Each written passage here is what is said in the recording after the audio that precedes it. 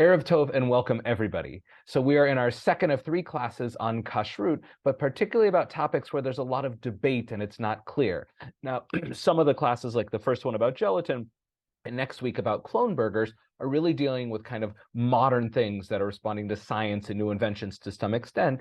But tonight we're really going to talk about classical problems. The most basic thing about kashrut in the entire Torah is ultimately about kosher animals. At the end of the day, it really boils down to that. Now, there's obviously some things about eating, milk and meat together, but fundamentally kashrut really is about the animals that you can or cannot eat. So tonight we're going to look at two animals about which there is some debate, where some people will eat them and consider them kosher and some will not. Now, the first one that we'll look at is the swordfish, and we will look at a picture of it in a moment, but I actually want to set not the ground rules, but I want to set the basic rules about what makes a fish kosher, and then try and apply it to a swordfish and see why there's any debate, and really should there be at all. So I want to jump right into it. So Tamar, this is from Vayikra, and in fact, the second section where we're going to talk about grasshoppers or locusts, depending on how you want to translate it, is literally just the same section. It's just a big section in Vayikra talks about the signs of kosher animals. So Tamar, this is where the Torah tells you what makes a kosher fish. Please. Those you may eat of all that lives in water, anything in water, whether in seas or in streams, that has fins and scales, these you may eat. But anything in the seas or in the streams that has no fins and scales, among all the swarming things in the water and among all the other living creatures that are in the water, they are an abomination for you. And abomination for you they shall remain. You shall not eat of their flesh, and you shall abominate their carcasses. Everything in water that has no fins and scales shall be an abomination for you. Excellent, thank you. So I just want to point out some of the Hebrew words there. So fins and scales in Hebrew are snapir, v'kaskeset. And what's interesting is, I believe this is true biologically, anatomically, any fish that has scales will always have fins, but not the other way around. Sharks have fins, but they have no scales. But if you find anything with scales, it's definitely going to have fins. And there's an interesting question of in the rabbis' debate, why does the Torah list both? They come up with clever reasons, but snapir v'kaskeset, which is how it be read in the Torah, is the most important thing for animals that live in the water. And also the word, when it says abomination, there's actually a lot of words in the Torah that are described as abomination, but the word in Hebrew in this case, is sheketz, which is like a creepy, crawly, disgusting thing. Like worms would be shkatzim, and people can sometimes use that word pejoratively to describe other human beings. But here, fins and scales, good to go. And then tomorrow I'll have you take these because they're so short. Rashi just kind of clarifies, so there's no debate about what the Torah is talking about. So again, source number 2, Rashi there. Napir, these are what the fish swims with, fins. Yeah, so when the Torah says fins, it's when everyone says, oh, you mean like the fin of a fish? Yes, very clear. And then Rashi talks about clarifying kaskeset, please.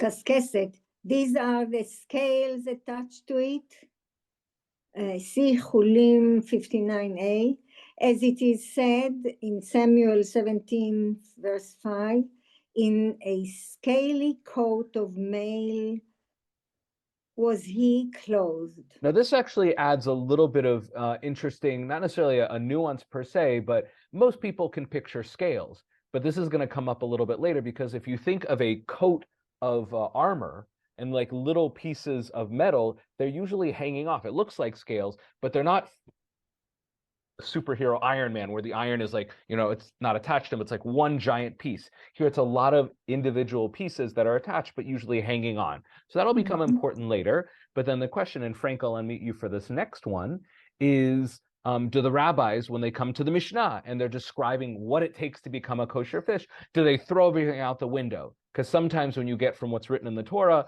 to the way the rabbis rule, sometimes there's a big gap and they reinterpret it. So here in the Mishnah, which again was compiled around the year 220 CE by Yehuda Hanasi, go ahead, Frank, and with regard.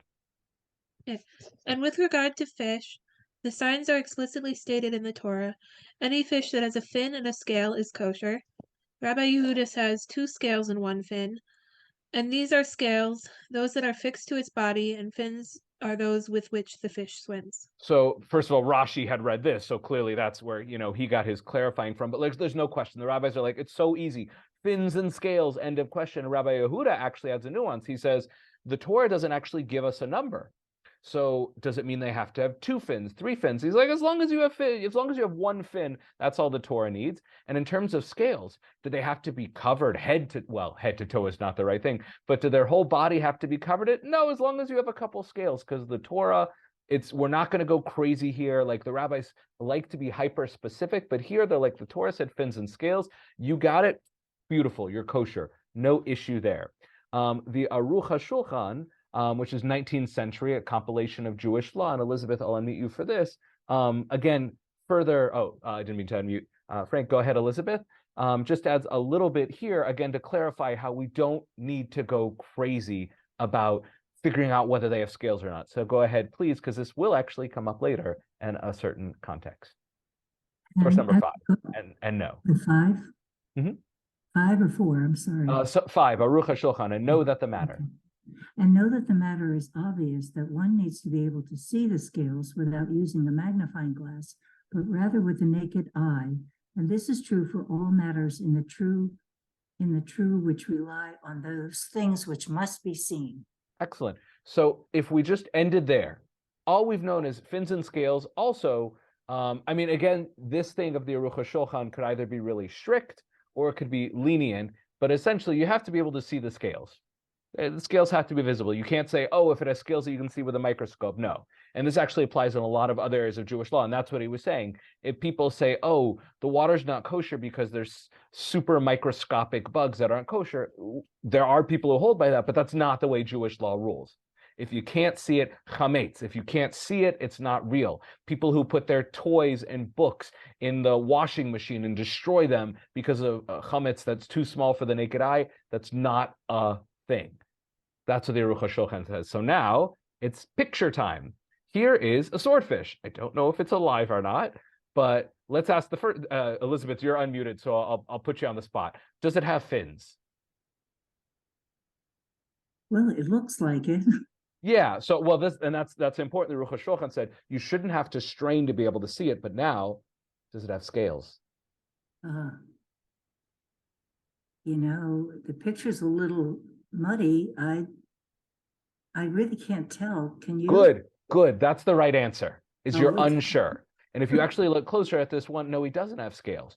So end of story, right? We should be done with it. He doesn't have scales. It's not kosher. It has fins, great. But like I said, if it has scales, it's going to be kosher. It's going to have fins.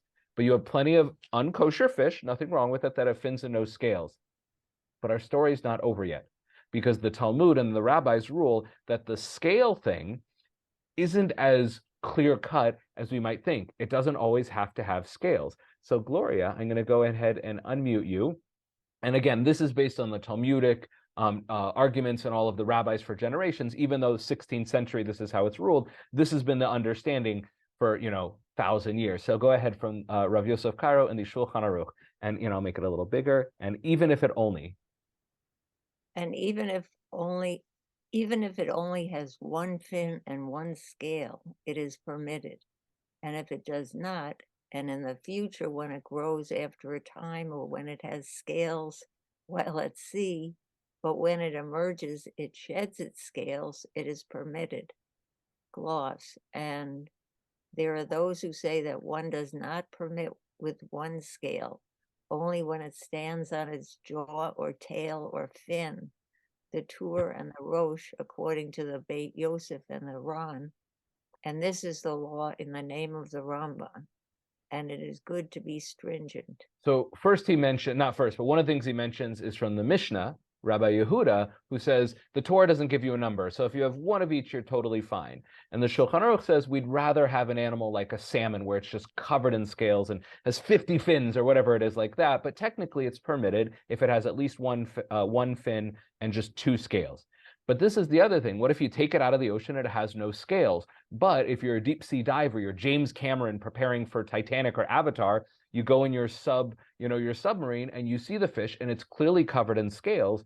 But then for some biological thing, and fish do this, either when it grows up or it comes out of the water, its scales fall off. And in fact, elsewhere, I think in the Shulchan Aruch, Rabbi Moshe Isserles, the Ashkenazi one, he says that if you wrap a fish that has scales up in a napkin and then you unwrap it and the scales come off, that's also fine. So as long as it had scales at one point and they later disappear, you're good to go. So the question is, does the swordfish ever have scales? And the answer is yes. And I'll actually skip the next source for a moment to go down to a picture. This picture on the right, the A and the B. The A one is, I don't actually remember what all these, this is from an incredible article by Ari Zhivatovsky, who writes these amazing articles on Jewish history and law and tradition. And the first picture, A, shows very close up of a swordfish with scales. It has scales, it has fins and scales. But then the second one is really interesting. The scales are there, but they're not on top of the skin, they're underneath. So they don't fall off. Rather, I don't know if they shrink or the skin just grows over them and the scales don't grow. But the point is, the swordfish is absolutely born with scales. And just because they don't appear later, the Shulchan Aruch is pretty clear. It had scales at some point. So then, in the 17th century, 100 years or so later, in Turkey, this Rabbi Chaim Ben-Venisti, known as the Knesset Hagdolah, writes this Sephardic, but still incredible commentary that the reality is not studied enough because he's Sephardic. It's one of the most amazing commentaries ever written on the Shulchan Aruch. And let's see, are we up to? Oh, some people, your video are off, so I can't call on you, Ken, because you're not really there. Are you there? Oh, Susan, you're there. Excellent. Susan, if you would read the Knesset Hagdolah. I'm here. Oh, and Ken, you're there as well. Each of you can take one. So Susan, you can go, and then Ken, I'll give you the next one. So Susan, Okay. source number 7, and there's actually some Spanish in here, which you'll read in translation, then I'll point out the words for it. So go ahead. It is the widespread custom. Okay, it is a widespread custom in all Israel to eat the fish with a sword, which is called in Spanish swordfish.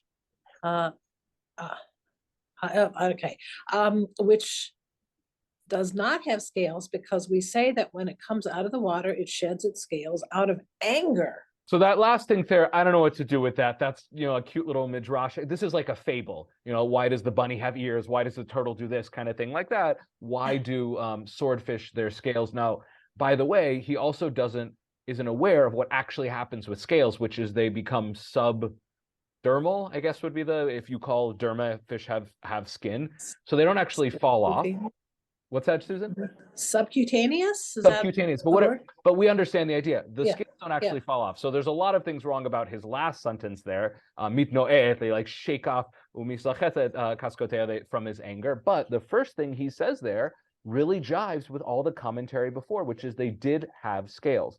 Now he describes it in Hebrew as the dog, the fish Ba'al HaCherev, who owns a sword, and in the Spanish, I don't know if I'm pronouncing this correctly, but it's something like fishy. I mean, that's how it's written there. Fishy, ishbada or something like that. Ispadia or something like that. If anyone speaks Spanish, you can tell me how to say sword, but it's pretty clear. He says in Hebrew, the fish with the sword, and then he says in Spanish, the swordfish. There's not a lot of debate, at least the way it's been understood about it. So it seems like end of story. Yes, the Torah seems to imply that it just has to have, it's part of its identity as fish and scales, but the rabbis clarify as long as it ever has scales, we're good to go. End of story. So you should be able to go to Friendship Circle and get a nice swordfish tuna sandwich, or well, not tuna, but like a swordfish sandwich. But we don't. And as far as I know, there's no Orthodox rabbis that eat swordfish. So what happened? And this gets into, I would say, politics more than Jewish law. But there's actually a fabulous article written by one of my wife's rabbis, who was actually the one who officiated at our wedding. And one of the things he did, Rabbi Anthony Manning, is he wrote this incredible chronology. And I'll take this, and then Ken, you'll take over afterwards, where he goes through essentially what happened historically. Now, this picture on the left, I'll get back to it in a moment. Actually, it's the first one on this list. So for hundreds of years, from the 17th century onwards, and probably before that as well, observant Jews were eating swordfish, because the Knesset Hagdolah, Rabbi Chaim Ben-Venisti, said it's kosher, and it's consistent with Jewish law. You didn't even need him to tell you it's kosher. The Shulchan Aruch saying that as long as it had scales, you're good to go. Anybody could figure it out. Anybody with a brain who doesn't have some sort of chip on their shoulder or scale on their shoulder says it's kosher. So in 1933, the Agudat HaRabbanim, and the Aguda is still around today, and they are very, very strict. They are the Orthodox rabbis for Orthodox rabbis, like, crazy strict. In 1933, they came out with a list of kosher fish that included, and you can see on here, swordfish. They have swordfish, Xiphias gladius. And what's interesting is they also include sturgeon. And there's another organization, I think it was the Circle K, but don't quote me on that, who said, what are you including sturgeon? I don't think sturgeon is kosher, but they didn't have any problem with swordfish. So in the 1930s, 1940s, Orthodox Jews across the world, Israel, America, didn't care. Everybody ate swordfish, Ashkenazim, especially Sephardim. It was never even a question. Then something weird happened. In 1951, Rabbi Moshe Tendler, who is the, I believe, son-in-law of Moshe Feinstein. So Rav Tendler is brilliant, without question. And his father-in-law is also absolutely brilliant, authoritative. So he got a hold of a swordfish, and he didn't see scales. But we know from the Shulchan Aruch that's fine. And the Knesset Hagdolah was aware of that and still ruled it was fine. But Rav Tendler somehow is convinced it wasn't kosher, and he made a campaign, something that had been kosher and eaten by fully cognizant, smart, observant Jews for hundreds of years, and he said it's not kosher anymore. Now, he came up with some specific arguments. Main claims were the fish referred to by the Knesset Hagdolah was not the swordfish, but probably the sailfish. I don't know how to respond to that. I'm not comfortable enough with Spanish, but the fact that Orthodox Jews, including Agudat Rabbanim, for several centuries understood it as swordfish and said it was fine, that all of a sudden he disagrees, I don't know what was going on in his head. It doesn't have any scales, even when examined under a microscope. Well, we shouldn't need a microscope. It doesn't matter about a microscope. It matters, did it have scales? And the answer is yes, it did. So I'm not sure. And the fact that he says it's not clear that a fish can be kosher if it has scales when juvenile but loses them, the Shulchan Aruch says explicitly that it gets from the Talmud and the earlier rabbis. So again, I don't know where he's coming from, and we're going to see another rabbi respond to it. So he says it's not kosher. Is that the end of the story? Absolutely not. 1961. And by the way, Rav Manning doesn't cover every single little thing, but for the next decade, really, for the next 50 years, people argue. So Rabbi Isser Yud Unterman, has a response, and he defends it, and he says, first of all, the Knesset Hagdolah rule is fine. Everyone has agreed with him. So why are you going against it? And in 1956, there was an incredibly authoritative work, the Talmudic Encyclopedia, which said that there was a Talmudic fish called the katasa. I don't even know how to pronounce it. I'm not even gonna bother. It'd be easier if it was written in Hebrew.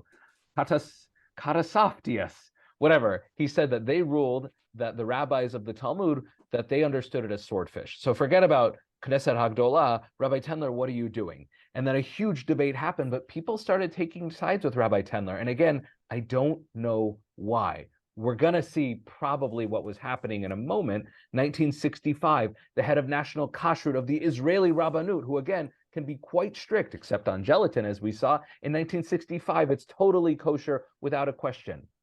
But then what happened in 1966? The conservative movement also agreed that it's totally kosher. Now we start having our problems. 1968, 2 years later, Rabbi Tendler comes out with this incredibly vitriolic article. Now, he had already said it wasn't kosher for years, even before the conservative movement. But once they got in the game, Rabbi Tendler just loses his mind in a scathing attack on the conservative movement and says that, them saying it's kosher means it can't be. And I just want you to let that sink in for a moment. First of all, he already thought it wasn't kosher. Most disagree with him. Not all, most disagree with him. But when the conservative movement got in, first of all, it doesn't matter what they say. They have every right. You can disagree with them, but to say that the very fact that they say it's kosher, now it's not kosher. It should have nothing to do with politics. It should have to do with the development of Jewish law. So he gets obsessed with that.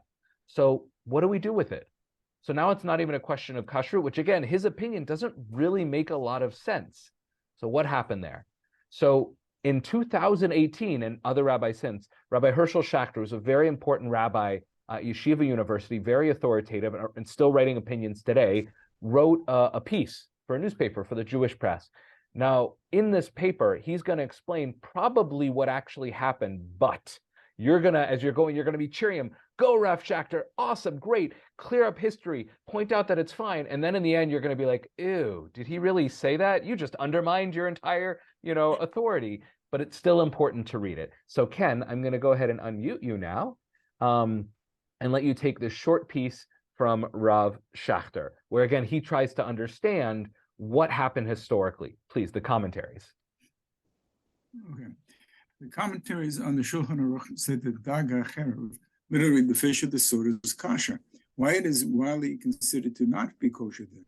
Because around 60 or 70 years ago, they asked Rabbi Moshe Tender if he can make a list of which fish are kosher and which aren't. Rabbi Tender decided to list swordfish as a treifa fish because he called up an expert who told him scales on swordfish are of a different consistency, or something like that. You can see he's being very dismissive of Rav Tendler's argument, even though Rav Tendler was a brilliant rabbi. Like, brilliant rabbis get things wrong, but he continues. So he decided it was a treifa fish, but that's absolutely not correct. The commentaries on the Shulchan Aruch say Daga Cherev is kosher. Professor Shlomo Sternberg, a big genius in learning and math, published an essay maybe 20 years ago in which he writes that Rabbi Soloveitchik asked him to conduct research on the status of swordfish. He did. He showed Rabbi Soloveitchik the scales of a swordfish, and Rabbi Soloveitchik said it is a kosher fish. Professor Sternberg writes that he still has the envelope with the scales he showed Rabbi Soloveitchik in his Gemara Chilun. If the commentaries on the Shulchan Aruch say Dag HaCherev is kosher, how can Rabbi Tendler claim it isn't? Rabbi Tendler claims Dag HaCherev is a different fish. It's not true. But Rabbi Tendler did a service to the Orthodox community. Sorry, pause for a second, Ken. At that time, because they were giving, yeah, I did. Oh, sorry, no, the signal. Was that just me? Susan, was the signal going in and out a little bit? Yes. Okay, Yeah, no, I'm so too, sorry, Ken. The signal was just breaking going up. out a little bit. You were getting garbled. I think. Are Okay. you okay now? I'm fine. All right, go for it, sir. Because they were giving swordfish a hechsher when swordfish is really treif. So the Orthodox realized that you can't rely on conservatives. The conservatives were right on this issue. What? Oh, sorry. Lamasse just means look, practically, yeah, in action. practically, the conservatives are right on this issue, but Reb Tendler accomplished his goal. Now, as a sidebar, when I was a kid growing up, I was not kosher. My mother made delicious swordfish, and somehow I got, that verse stuck in my head without knowing about scales and fins, not knowing anything about it, and said, "Mom, we can't eat swordfish." I don't know why, because it was really delicious. And she says, "But it's kosher. I got it from a kosher." And this would be in the 50s, you see. So it's nice to be old, because then it may have been kosher according to most Orthodox. Yep. Before it got banned. So I owe my mother a big apology, and I'm really ticked at Tendler. So that's it. You're not the only one. So I don't want to just totally brush over that last thing there, where there are a lot of things that Orthodoxy could have done, probably should have done around marriage, around divorces and giving women more rights, around swordfish, etc. Microphones. Not everyone agrees, but microphones probably would be more accepted in general in Orthodox shuls, and there's a way to set them up so they don't break Shabbat. But because the conservative movement did it, and the Orthodox were either afraid of them or wanted to undermine them. Now, again, it's perfectly valid to disagree, but there's a difference between disagreeing and compromising on your values, compromising on the truth. And we're always seeking the truth just because you want to attack another denomination. So Rav Schachter here, I don't appreciate the way he speaks about that. Now, he can disagree with the conservative movement. I disagree with them on their decisions, but I respect that they're fellow Jews trying to connect to God and live a valuable life. So it's unfortunate that I think he had to end his article with those lines. But the rest of what he said is a very strong argument, and probably, he kind of doesn't really answer the question. He says, or something like that. I don't really know what was going on in Rav Tendler's mind. Maybe there were some other issues there. And it also seems like the conservative movement was on the rise in the 50s. So maybe he was distantly aware that they were part of the swordfish thing, but no one had questioned it. It didn't matter if you were Reform, conservative, Orthodox. swordfish was fine. But today, most Orthodox Jews do not consider it kosher, and there's really no, other than Rav Tendler and those who agreed with him, he became the starting point, there's no basis for it. But now here's the question. If you went to Rav Schachter and said, would you eat swordfish? I don't know what the answer is. It seems from this article like he would, and Rav Soloveitchik, Zatzal, that he might have as well. But if you say, Rabbi Dinan, can we eat swordfish? I'm not really sure how to answer. And that's one of the challenges about a movement both being halachic, being legal based, but also political and based on tradition and what the community does. Now, if you say, Rabbi Dinan, I know there are Jews who eat swordfish. Are you saying they're breaking the Torah? I won't say that. And that's an interesting thing. Will I eat swordfish? I don't know. Maybe not now. I'd have to look into it more. But if there are Jews who eat it, would I say they're eating treif? Absolutely not. And that's true of a lot of kosher symbols as well. Do I eat and trust every kosher symbol? No.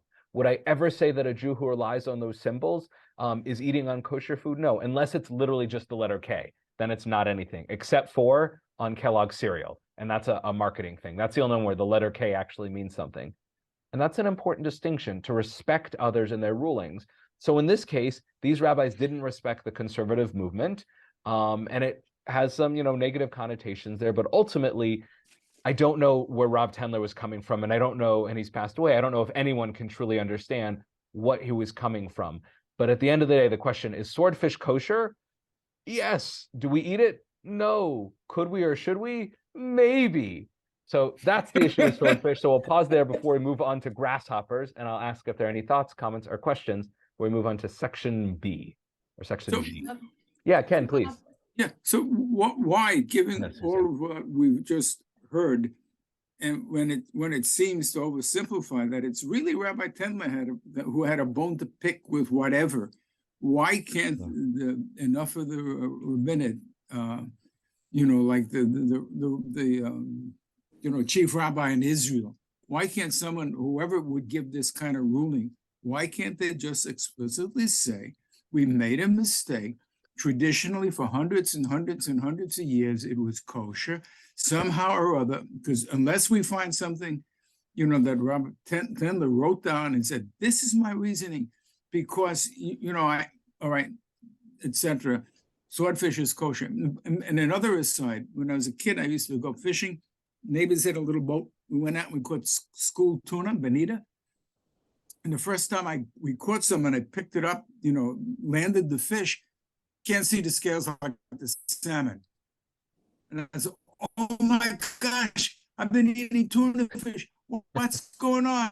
And then, of course, the fish flopped on deck, flapped around, and there were scales, tiny, tiny scales. Exactly. But if you needed a microscope, it wouldn't work. You have to be able to see them with the naked eye. So the answer to your question, they fell off. So yeah, if they fall off, and again, the Ramah says that if they fall off, it's totally fine. So the first part of it was one question is, why doesn't someone come out against this? I think there are some Orthodox Jews, probably Sephardi more, because it was the Knesset Hagdolah, who was Sephardic from Turkey, who said it was fine. There probably are some who does it. But the reality is, I don't know why no one does that. But this, again, is the politics. There are plenty of things that are fine and permitted. Gelatin is gelatin's not quite as clear cut for those who were here last week, but gelatin, many rule it is totally fine. And then we decided it's not. But once, and this is actually a very important thing, it's what's legally permitted and what the tradition is. And sometimes the tradition of the people becomes more powerful. Now, again, that's kind of, I don't know if ironic is the right word here, because the tradition, the Mesorah, is that it was kosher for hundreds of years. And then one guy came up with a fairly weak halachic argument and flipped it all on its head. But at this point, the tradition has now been for 50 years, not for hundreds of years, that it's not kosher, or most people don't accept it. I could see in the next number of years, this article from Rav Schachter was from 2018, I could see swordfish making a comeback. But again, Jews, particularly Orthodox, are not good at changing their minds or admitting their mistakes. So maybe there will be a restaurant in Mostly Israel. the latter. Very much so. And nobody likes to admit their mistakes. There may be a restaurant in Israel, a Sephardic one. It's like eating soft matzah on Pesach, or about, as the second section, about grasshoppers. There are Jews that do it, And, if you said, I'm going to my friend's house, he's Orthodox, he's Sephardic, and he's serving swordfish, do you think it's probably fine? I'd probably give you like a non-committal nod or something like that. But in no way would I ever suggest that they're not keeping kosher. But a lot of it is politics. Yeah, Susan, please. Yeah, I don't know if Ken remembers this, but about 40 years ago or so, there was a controversy, I think in Brooklyn, between two different Hasidic groups who are sort of, they got angry with each other about something. And so one of them said that anything with the other group's hechsher was nothing, and that you couldn't eat anything that group had said was kosher. And there have been debates about the kind of knives used for shechting, whether they're serrated or straight blade. And today, the way that knives are made, the argument is kind of not. But we have in our kosher restaurants here in Milwaukee 2 different major hechshers on deli meat. I'm not going to go into the politics and what the groups are, but we have 2 groups here that will not eat the other ones, or one group will eat both, but the other one will only eat one of them instead of both. And it's absurd. They're totally 100% kosher, but politics and tradition, by the way, I don't want to diminish, I want to diminish politics. Politics is a dumb reason to not do something which is valid, but tradition is important. And tradition is kind of the thing that holds us all together. Now, a tradition can be wrong and it can be harmful. And there are times traditions need to be changed, but it's hard to do it. But when it's politics, nobody wins. Now, in this next one, it's kind of the same story, but it's not as vitriolic. It's not about undermining or not wanting to legitimize the conservative movement. This one there's a little bit more mystery about why specifically it became an issue. But let's go ahead and jump into grasshoppers. So Elizabeth, I will go and unmute you. And again, this is from the same section of the Torah, same chapter, Yud Aleph 11, and it just continues on a few verses later, where it talks not about under the sea things, but flying things. So please, Elizabeth, all winged swarming. All winged swarming things that walk on 4 shall be an abomination for you, but these you may eat among all the winged swarming things that walk on 4s. All that have above their feet jointed legs to leap with on the ground, of those you may eat the following: locusts of every variety, all varieties of bald locusts, crickets and every variety, and all varieties of grasshopper.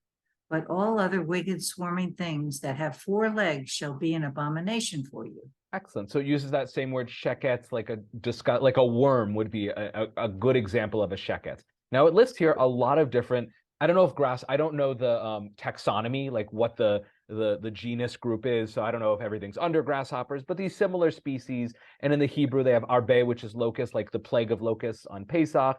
And it has the chargol, and it has the chagav. Now the word chagav, which is translated as grasshopper, we'll go back to. But all it says is, here are the signs. It lists a couple of examples, and that's actually a debate when it lists examples, because when it comes to fish, it doesn't say examples. It doesn't say fins and scales like the salmon and the tuna. It just gives the signs. But here it gives the signs and it gives the names. So is it giving examples, or is it saying it has to have these signs and be one of these listed species, which is what we're going to see come out? But regardless, even if it's super limited to just these 3 species, locusts and chagavim, grasshoppers, etc., there are still these animals, and we'll do it later, actually, in a moment. We'll do a picture of it. So Susan, yeah, your question, and then I'll have you read the next source. Go ahead, please. Oh, this is what I get for asking a question. Yes. The four legs thing. I know that this has been questioned because insects have 6 legs. So I'll let you address that at some point. So I will actually let the rabbis address it, because your question is the question that Rashi and then a later Ottoman rabbi also asks. So I'll have you just take this short one, because the Mishnah basically just summarizes the Torah. But again, that becomes our real jumping off point. Go ahead, please. Okay, the Mishnah Chulin. Please. Okay. And with regard to grasshoppers, whose signs were also not stated in the Torah, the sages stated, any grasshopper that has 4 legs, there we go, and 4 wings and 2 additional jumping legs, and whose wings cover most of its body, is kosher. Rabbi Yosef says, and this applies only to the name of the species, if the name of the species is chagav. So this is, again, the first one consistent with the Torah. So that's your answer to, it's the 4 legs plus 2 jumping legs. So I'll just show you the picture there. So you see it has, the 4 in the front and then the 2 big jumping legs. And I know his wings are folded right now, but it definitely has 4 wings. So they 4 add on plus this 2. little, what? 4 plus 2. 4 plus 2, correct. Yeah, But okay. the thing here that the Mishnah adds, now actually Rabbi Yossi says it, he adds on there, he says, it has to be called chagav. Now, we don't, in America, we speak a lot of languages, which is really cool, but the main language is English. So we can't eat an animal that's 100% kosher according to the Torah and the Mishnah because we don't call it chagav. So that's not really his point. I don't think it's a linguistic thing. I think his point is because the Torah lists specific species, unless we know that this is that specific species, we can't eat it. Fine. But there are people who do. The Yemenite Jews can identify and have a very, very ancient tradition of what the chagav is, and it clearly lines up with the Torah, and they've been eating it for generations. So at the end of the day, there's no Rabbi Tedler coming in here, making up stuff that's not true. It's very, very clear here. So we don't have a Rabbi Tedler, we have Rashi. So Tamar, I'm going to go ahead and unmute you, and Rashi comes in and complicates things. And the thing is, with Rav Tendler, again, we don't really know. I mean, we sort of know what his issue was. It was more denominational, other things like that, or he just made a mistake. With Rashi and historically, I don't really know. Maybe someone else does. What the real issue is and why it became a problem for most Jews other than Yemenites. But this is where the problem really starts. Anyone who says we don't eat grasshoppers and locusts or anything like that today, it starts with this Rashi. Please, Tamar. Okay, ממעל רגליו, above its feet, quite close to its neck, it has something like 2 feet, in addition to its real feet. When it wants to fly and to spring off the ground, it presses itself strongly on the ground with those 2 knees, and so it flies. There are many of these, such as those which we call longoust, sea locust, but we are not expert in regard to them, as to which we are not permitted as food, because for 4 characteristics, marks of cleanliness are mentioned by our rabbis in respect to them.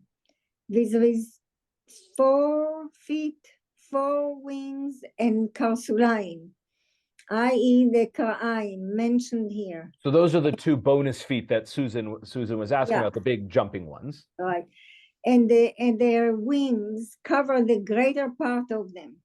All these characteristics are present in these which are found amongst us, but there are some of them which have a long head, and there are some which have no tail, matters which do not affect the question of cleanliness, Chulin 59a.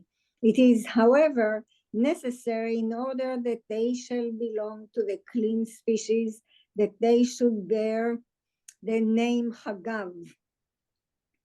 And in this respect, we do not know how to distinguish one from another, i.e. we have no tradition as regard to these locusts, whether they belong to the species which was in older Talmudic times called Chagav or not. And consequently, in spite of all other 4 marks of cleanliness, we cannot distinguish them from unclean locusts, which also show the same marks but are unclean because they do not bear the name Chagav. Excellent. So as I pointed out in the Torah, when, again, with fish, it just gives the signs but doesn't give any examples. So the signs are enough. But with these hopping things, and we've been focusing specifically not on the locusts or the other ones, although he mentions them, really on the grasshoppers, is all it mentions the signs, which he points out, we can figure this out. It's not hard. We see them all around us. You can sit there and count them. Boom, you're done. But the Torah gives examples, and the understanding of Rav Yossi, and clearly Rashi picks up on it, who Rashi's obviously a big deal, and says that because of that understanding, and the Talmud, or the Mishnah in that case, If it's not specifically the grasshopper known as a chagav, meaning it's not all grasshoppers, it's one specific species of them, that's the only one that's kosher. Now, again, we say we have no tradition. Fine. So the Yemenite Jews, the Temanim, weren't around in the Talmudic times. They're from, the time of Maimonides. But clearly they didn't have an issue with this for thousands of years. That's not good enough. Now, they're also later than Rashi in many ways. But that's really what happened, is the Torah says these are the signs. We could easily find the signs, but for whatever reason, they decided that when the Torah gave examples, it wasn't examples. It was listing the specific ones. Now, in some ways, that's kind of unnecessary. Why would the Torah bother listing the signs if you could just tell you what the species is? Now, I'm sure the rabbis asked that. You could argue, well, it's so that even if it looks like someone says it has the name of it, you can check the signs, to double check against it. But again, that logic there isn't very strong, but you can argue it. Why does the Torah bring examples? To limit it. So I think there's arguments on both sides. And then what happens? Actually, did I see a hand up before we go on? Susan, did you have your hand up? Yeah, go ahead, Susan. Yeah, I'm sorry. I keep asking these questions. So, Sure. what was if you could scroll up, I was curious to see the name of that marine creature. It starts with an L. Oh, the langoust, you mean in the Hebrew? Well, you have it it was on the Yeah, and the way English that side. Rashi writes it does he say I don't know if he say it's in French, but in the Hebrew on the right, shekolin, I don't know if you would pronounce that any differently than the English tamar. Langosta. Yeah. And that's probably how you would langusta. Thank you. So sea locust. So you can copy that and look that up online. But Rashi basically starts the issue, but then there were still people eating it. And again, there are people still eating grasshoppers today. But then in the 18th century, again, a Sephardic rabbi, Rabbi Chaim Ibn Attar, who's one of my favorite commentaries on the Torah, he comes along and, building off of Rashi, takes it to the next level. Yeah, Susan, go ahead. Okay, I looked up the translation, lobster. That's very, very odd. Well, we could look it up more afterwards. I mean, Rashi, either someone copied Rashi incorrectly, or the word was used differently. He might have made a mistake, but it doesn't seem like that's a mistake he would make in that context. I wonder if, again, it's a word that means like, yeah, I don't know. It'd be interesting to look more into that and find out why he would use that word and why it's translated differently now. Again, he's using Old French. So it's like Yiddish is Old High German. So it's possible the meaning of the word has changed, and it could be an animal that has lots of little legs or something like that. So now we're in the 18th century. And again, you still have some Jews that are probably eating locusts, but a lot of people are uncomfortable and haven't done it because of Rashi, not really any political things. They just say basically because of Rav Yossi. Unless we know that it's a specific species, we don't do it. So Chaim Ibn Attar, the Orach Chaim, says these asher lo kraim, so the ones that have these knees, which have jointed legs above their feet. And my treatise on the Tur Yoreh De'ah, which is a halakhic work that led up to the Shulchan Aruch, the one that predated it, I've explained in detail that Rashi is correct, that these winged creatures have to have legs which are attached close to their throats. So this is something that the Torah doesn't talk about. So this is already the rabbis, kind of adding in their own commentary and understanding. It's not for me to argue there. People who permit these creatures to be eaten because there are no species which conform to this description are in error. So that's kind of a big broadside attack on Yemenite Jews that have eaten it for hundreds of years and continue to do it today. So Rashi said there's a problem with it, but he didn't go against anyone and say that anyone was mistaken. Now the Orach Chaim specifically says, if you're doing it, you're wrong. The fact is that of the four respectively 8 categories of winged creatures listed in verse 22, which we read earlier, as permitted to eat, only one category is found in our parts of the world. So if you're saying, Rabbi, we keep talking about just chagav, grasshoppers, what about the other things? And the thing is, we don't really have, there are locusts in the world, but that's not the common creature that people had access to as food. The 8 kinds of forbidden swarming things listed later in the Torah in 29 and 30 also do not have their habitat in parts of the globe inhabited by Jews. So a lot of these animals the Torah talked about, they're not around. So whether we eat them or not is not necessarily relevant. Most of the winged things that do abound in our part of the globe do not have the kind of jointed legs that would make them edible according to the Torah's criteria. That's fine if a lot of these things don't fit it, but we do have grasshoppers that any Israeli would probably call a chagav that absolutely fits the Torah's thing. And again, Yemenites, and there may be other groups, I just know the Yemenites are famous for having a tradition, a mesorah, of eating them. Most of these details are discussed in the Talmud in those chapters. The important thing, or in those pages, the important thing is that the fact that we do not find the species mentioned in the Torah in our parts of the globe is no proof that they do not exist and that our sages have misinterpreted the Torah. Any God-fearing Jew will abstain, therefore, from eating any of these things and will protest when he sees other Jews eating them. That's, again, where I don't want to say I would disagree with Orach Chaim because he's such a great rabbi, but I do think that's a mistaken way to approach it when there's such a strong tradition. And I guess you could say there's Rabbi Yossi and Rashi, so those are pretty heavy hitters. But to argue with these Jews who are eating it when they have a clear tradition, and the Torah really does allow for them to eat it, and go on such a subtle semantic thing about Chagav. For the last 12 years after I've published these words and people stopped eating these kinds of grasshoppers, our land has not been afflicted by the plague of locusts. So again, this is when rabbis do this, because everybody keeps Shabbos, nobody's broken their leg in the last 3 months.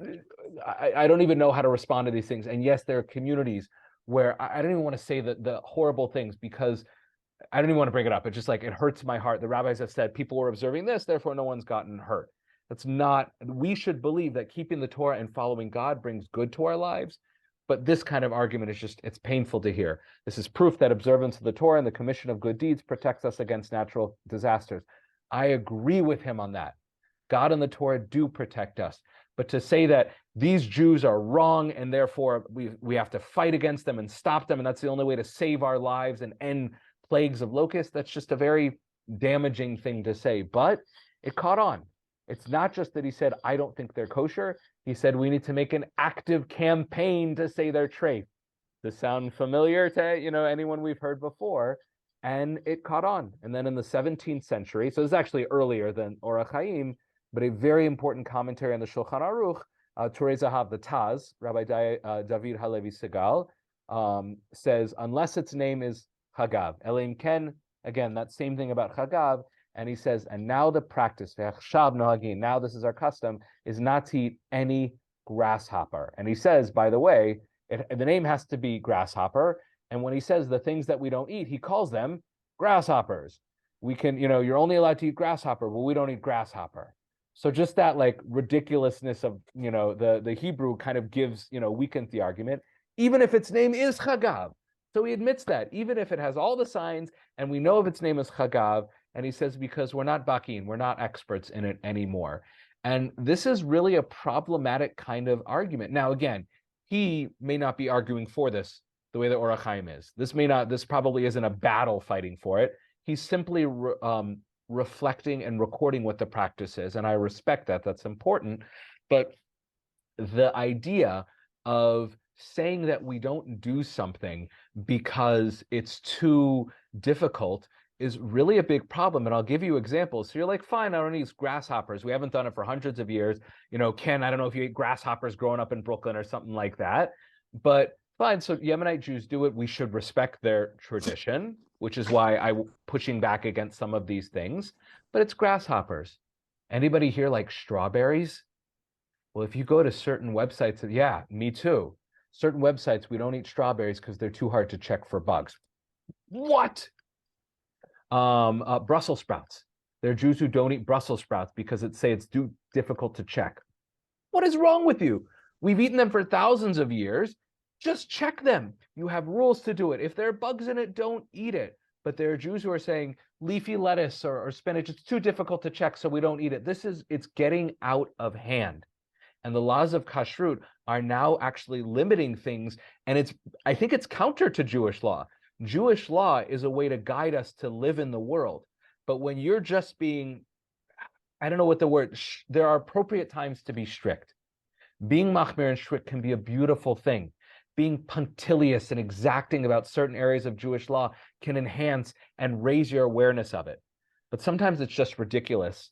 And it shows, I don't know what the word is for it. I don't want to say cowardice because I don't want to be disrespectful of other rabbis, but one of my rabbis said, oh, you could argue this about this thing. And he said, why don't you just man up? Man up's not the right thing. Person up. Why don't you just person up and rule? Why are you getting so caught up in it's too complicated? Well, that's what our job is. That's what my job is. Complicated things and figuring it out. And these rabbis, like Chaim Ben Veniste, the Knesset Hadolah, clearly had the courage to do something that wasn't controversial. And they're rabbis who stood up to Rabbi Tendler. But at the end of the day, sometimes it's easier to be strict. But the reality is with kashrut, yeah, it's easier to be strict, but it also can hurt people and limit us. And not only that, for the Jews that say, this is ridiculous, I'm going to keep eating strawberries, then it creates that kind of negative feeling of, oh, you're eating strawberries, you don't really keep kosher. Think about that. There's going to become a time, if not already, where people who eat strawberries don't keep kashrut. Like, wrap your head around it. That's not as crazy an idea as you think.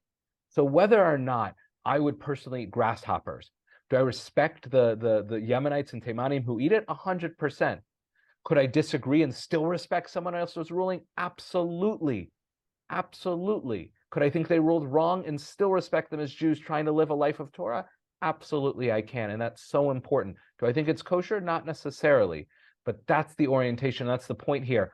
Things are not so clear cut. Swordfish is probably kosher. There are almost certainly kosher grasshoppers. Do Orthodox Jews eat them? No, that's fine. That's a choice.